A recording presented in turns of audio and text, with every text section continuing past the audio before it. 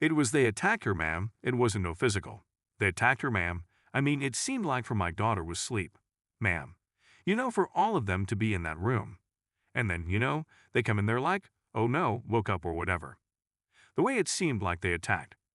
Shanquella Robinson's family and friends came together in North Carolina to rally, support and seek justice for the 25-year-old petition who died while vacationing in Mexico in late October last year. In collaboration with us, law enforcers, Mexican authorities have been burning the midnight oil trying to figure out what happened on the fateful night that left Shanquella unresponsive. But the last news from the neighboring country has left Shanquella's family furious with reports that the murder charges against Shanquella's friends may soon be dropped. So is it true that the authorities, having gathered enough evidence to prosecute Cabo 6, and what has the victim's family said? Let's find out. At the start of the investigation, Mexican authorities ruled that Shanquella Robinson's October 29 death was femicide, a form of gender-based violence. A warrant was issued for her friend, the alleged attacker, and the local prosecutor said the Charlotte native died as a result of direct aggression. A few weeks later, an event on behalf of Shanquella, which took place at Charlotte's Little Rock M. Zion Church, was put together by the Million Youth March of Charlotte and Salisbury Teen Advisory Board, drawing hundreds of supporters. Shanquella's father, Bernard, spoke out during the event, saying after he saw his daughter's body in the funeral home, he stood there crying like a baby. "I sat there and said, 'Baby, Daddy will get you justice.' All I want is justice," Bernard reportedly said. "I just want the Mexican authorities, the embassy, to do the right thing, make it right, because they came over there on your soil, did what they did, and came back here."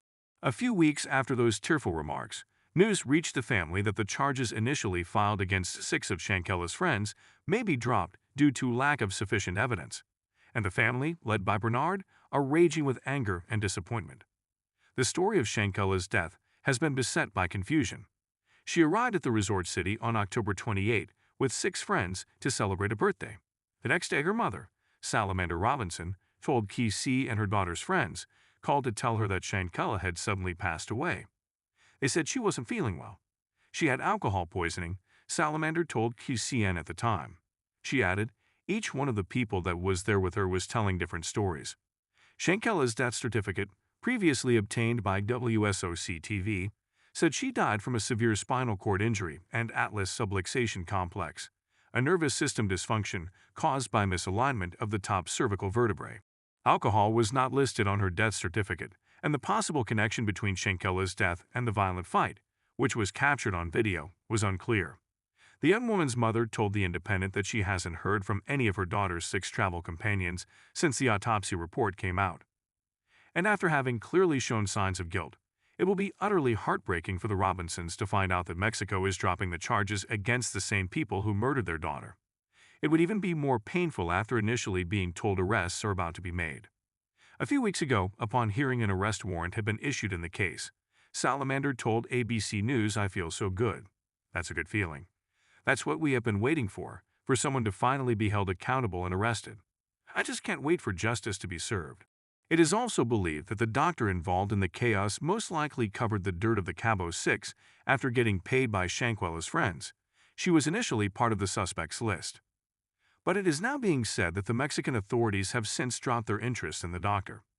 Information from a police report says Shanquella was alive when medical help first arrived at the vacation home where she was staying with a group of people in Cabo, Mexico. The report differs from details previously reported from 25-year-old Shanquella's death certificate that said she died within 15 minutes of being injured. Instead, a police report excerpt shows a doctor from a local hospital was with her and others in the house for close to 3 hours before she was pronounced dead. This only means one thing as a professional, trained and certified. The doctor did not do the right thing.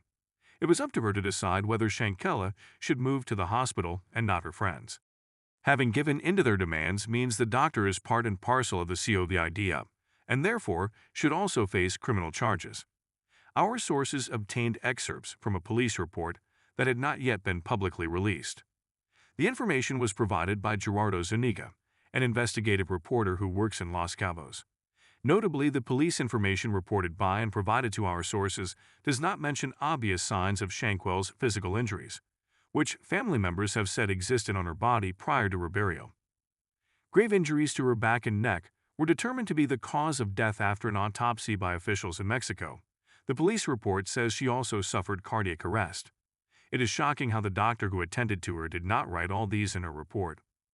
Therefore, Bernard and other family members are right to blast everyone involved in the investigations. Since Shanquella's death, the FBI and Mexican police authorities have launched investigations into how she died. The lack of conclusive evidence and conflicting explanations has led to her story going viral, invoking global outcry, with countless people closely following the model's death. The hashtag Justice for Shanquella has been trending on Twitter, Facebook, and TikTok. Shanquella's family, led by her father Bernard and mother Salamander, became suspicious of her friend's claims that she died of alcohol poisoning, when a Mexican autopsy report showed that her cause of death was severe spinal cord injury and atlas flexation. Hearing that the doctor is also involved in the COVID will further crush their hopes of getting justice for their daughter.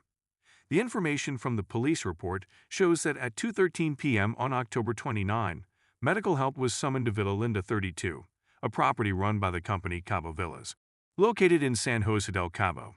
Around an hour later, Dr. Carolina Beatriz Ornelas Gutierrez of the American Medical Center, a local hospital, arrived to treat Shanquella House. Calls to vacation rentals for routine non-emergency medical services are common in tourist hubs in Mexico. It is unclear in the police report excerpt who called for medical help, but the reporting person is listed as Winter Donovan of Greensboro. Donovan is one of 6 people identified by families, friends, and media sources as a person Shanquella was traveling with. The victim's father, Bernard Robinson, previously told TMZ that he believed the attack on her daughter was a setup because she was not one to get involved in fights. They attacked her, man? This ain't like some story. My daughter was asleep, man, for all them to be in that room, and then they come in there like, no. She woke up or whatever.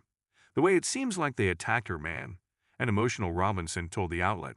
And she makes it bad, for a father to see that video, man, 'cause my daughter's not a fighter, man. She's not a fighter, not at all. The grieving father said, speculating that his daughter was killed in a premeditated attack. For them to do what they did, man, it just seems like they were plot. They couldn't have done that over here where her friends, all her friends are, it wouldn't have gone down like that, man. He told the outlet, they just put a hole in my heart. Mans, that was my only child. I'm just heartbroken, man. He reportedly said through tears, I can't even be a granddaddy. Can't even walk her down the aisle, mans. The heartbroken dad continued saying, they left her there, man. They left her in that house. They left her there for the maid to find her. Don't you know how much pain my daughter suffered? The injuries, having given into their demands, means the doctor is part and parcel of the COVID and therefore should also face criminal charges. Our sources obtained excerpts from a police report that had not yet been publicly released. The information was provided by Gerardo Zuniga, an investigative reporter who works in Los Cabos. Notably, the police information reported by and provided to our sources does not mention obvious signs of Shanquella's physical injuries.